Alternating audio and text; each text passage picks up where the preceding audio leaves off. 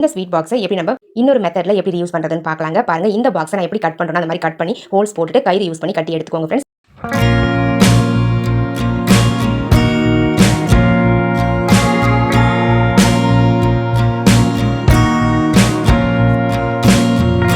பாருங்க ஃப்ரெண்ட்ஸ், நான் வந்து 2 போர்ஷன்லையுமே 4 ஹோல்ஸ் வந்து போட்டு எடுத்துருக்கேன். ஸோ இப்போ நம்ம ஒரு ஸ்ட்ராங்கான கயிறை எடுத்துட்டு நான் எப்படி இந்த பாக்ஸை அரேஞ்ச் பண்ணுறோம் அந்த மாதிரி அரேஞ்ச் பண்ணிக்கோங்க.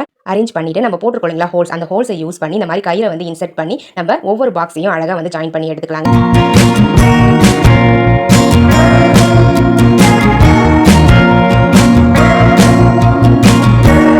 கயிறு கட்டி எடுத்துட்டேன், அவ்வளோதாங்க. வேறு எதுவுமே செய்ய வேண்டியது. இதை வந்து இந்த மாதிரி ஏதாச்சும் ஒரு ஹூக்கில் வந்து ஹேங் பண்ணி விட்டுட்டீங்க அப்படின்னா உங்களுக்கு தேவையான பொருட்களை நீங்கள் வச்சு யூஸ் பண்ணிக்கலாம். பாருங்க, இந்த மாதிரி மேலே வந்து சிரப் பாட்டில்ஸ்லாம் வச்சு யூஸ் பண்ணிக்க முடியும். கீழே வந்து இந்த மாதிரி குட்டி குட்டி தைல பாட்டில்ஸ்லாம் வச்சு நம்ம ஸ்டோர் பண்ணி வச்சுக்கலாங்க. ரொம்பவே கம்ஃபர்டபுளாக இருக்கும். இந்த ஆர்கனைசரை நீங்கள் இந்த மாதிரி சிரப் பாட்டில்ஸ், அதாவது மெடிசன்ஸ் தான் வச்சு யூஸ் பண்ணணும்னு இல்லை. இதுக்கு பதிலாக நீங்கள் கிச்சனில் கூட இந்த ஆர்கனைசரை யூஸ் பண்ணிக்க முடியும். இந்த மாதிரி குக்கர் விசில்ஸ்லாம் வச்சு நம்ம ஸ்டோர் பண்ணி வச்சுக்கிறதுக்கு இந்த ஆர்கனைசர் ரொம்பவே கம்ஃபர்டபுளாக இருக்கும்.